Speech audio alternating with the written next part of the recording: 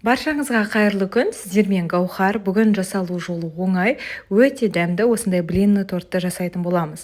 Алдымен блинчиктерімізді жасап аламыз. Блинчиктердің қызар жасалу жолы оп-оңай, ешқандай таразыны қажет етпейді. Бізге 3 жұмыртқа керек. Оған тәтті болғанын қаласаңыз 4 ас қасық қант немесе 3 ас қасық қанттан қоссаңыздар да болады. Барлығын қосқаннан кейін енді венчиктің көмегімен жұмыртқа мен шекер жақсылап барлығы араласқанша осылай 4-5 минуттай шайқап аламыз. Үйде миксер болса, миксерде де қолдансаңыздар болады. Сонымен қатар видеоның описание бөліміне барлық құрамдарын жазып қалдырып кетемін. Мінеке, біздің жұмыртқалы масса дайын болды. Енді бізге 200 грамдық 1 стакан керек. Кез келген пайыздағы сүтті қосамыз. Үй сүтінде қосуға болады. 3-2, 1-5, яғни пайыздық мөлшері маңызды емес. Кез келген пайыздағы тоңазытқыштан алынған сүтті қосып барлығын араластырамыз. Енді дәл осы стаканмен ұнды да бірдей қылып сүттің көлеміндей салып, ұнды да қосып түйіршіктері кеткенше осылай жақсылатып барлығын араластырамыз. Қызар, сонымен қатар дәл осы блинчикті күнделікті жасасаңыздар болады. Енді керемет жұп-жұмсақ болып піседі. Мінеке, барлық түйіршіктері кетті. Енді дәл осы ұн, сүт салынған стаканмен ыстық қайнап тұрған суды, яғни кипятокты қосып, тағы да араластырамыз. Бізде осындай қоймалжың әдемі масса пайда болады. Енді 3 ас қасық сұйық майдан қосып, барлығын араластырамыз. Табамызды жаймендеп қыздырып бастаймыз.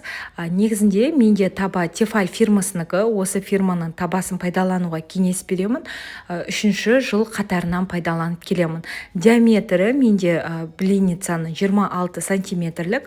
Бірінші блинчиктерді пісірген кезде қызар, мен әр қашанда бір шемшкі майды, яғни сұйық майды жағып шығамын. Одан кейін қалғандарынан жақпасаңыздар да болады. Енді блинчиктеріміздің барлығын қып-қызыл етіп видеодағыдай пісіріп аламыз. Сонымен қатар достар, менің каналыма да тіркелуді ұмытпаймыз. Аптасына 3 рет каналымда жаңа рецепттер шығып отырады. Қоңыраушаның белгісін басып қойсаңыз, қандай да осындай бір жаңа рецепт шықса, сізге бірден хабарлама келеді. Мінеке, біздің блинчиктеріміз, яғни құймақтарымыз дайын болды. Менде блинныйдың диаметрі 20 сантиметрлік болады. Яғни кальцоны 20 сантиметрге апарып, ең бірінші осылай 4 блинчикті видеодағыдай салып шығатын боламыз. Одан кейін барып бірінші блинчигімізді саламыз, одан кейін крем жағамыз, одан кейін қайтадан блинчикті саламыз.